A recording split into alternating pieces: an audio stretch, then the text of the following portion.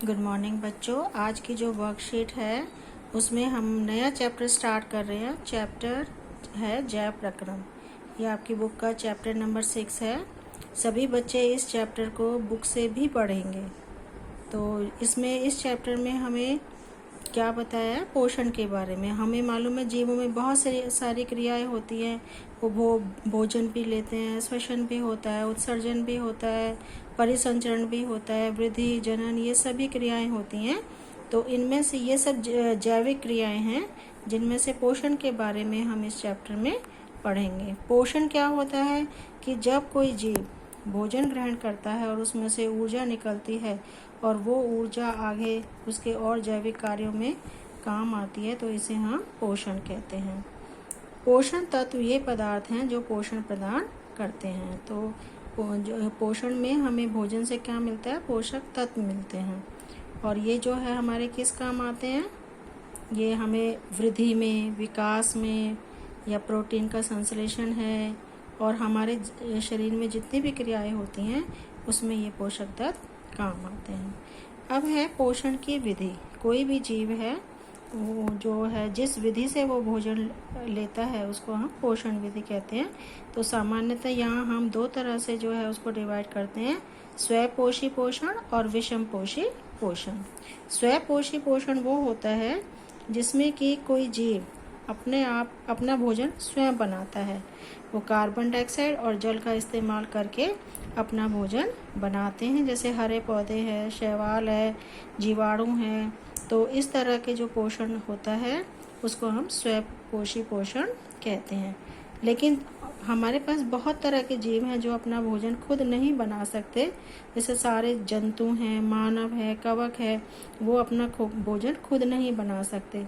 तो वो पौधों से भोजन लेते हैं और जटिल पदार्थों को सरल पदार्थों में खंडित करते हैं और फिर उन्हें ऊर्जा मिलती है। उनके जो शरीर में वृद्धि है, रख रखाव है, वो सभी उस भोजन से मिले तत्वों से होता है। नेक्स्ट है कि हम इसमें जो कार्बोहाइड्रेट है वो पौधों को ऊर्जा प्रदान करने में प्रयुक्त होता है। जब हमारा पोषण होता है, पोषण विधि में कार्बोहाइड्रेट बनता है तो उससे जो है वो ऊर्जा मिलती है।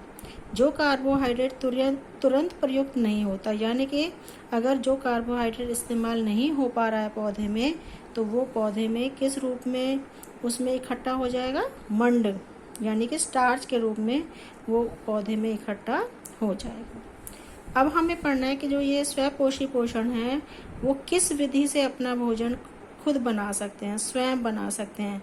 तो वो विधि है प्रकाश संश्लेषण।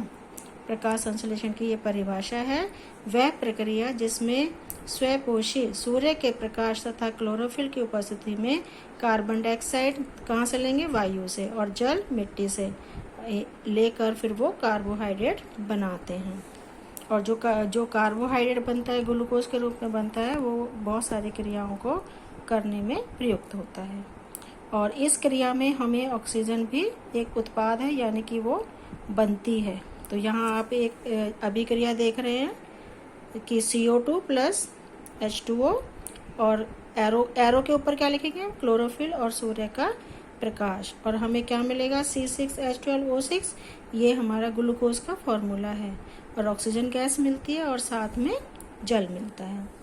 अब हम आगे पढ़ेंगे कि जो प्रकाश संश्लेषण है उसके लिए हमें जो पदार्थ चाहिए वो कहाँ से आते हैं, मतलब वो और उनका क्या कार्य है। जैसे कार्बन डाइऑक्साइड है, कार्बन डाइऑक्साइड कैसे मिलेगी पौधे को, पत्तियों से। पत्तियों में छोटे छोटे छेद होते हैं, उनको हम स्टोमेटा बोलते हैं।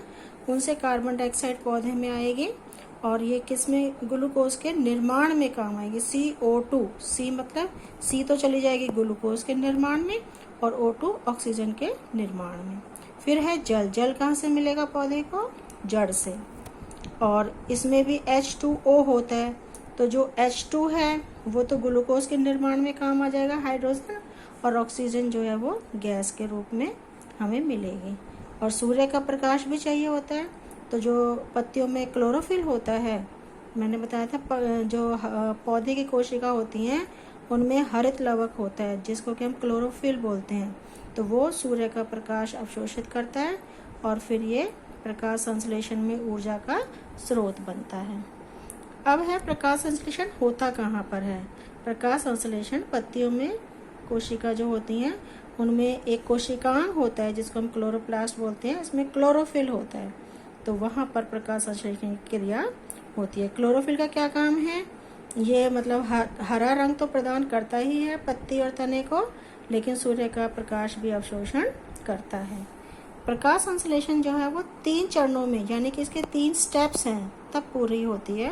पहला है कि क्लोरोफिल जो है वो क्या जो सूर्य का प्रकाश है उसको अवशोषित करेगा।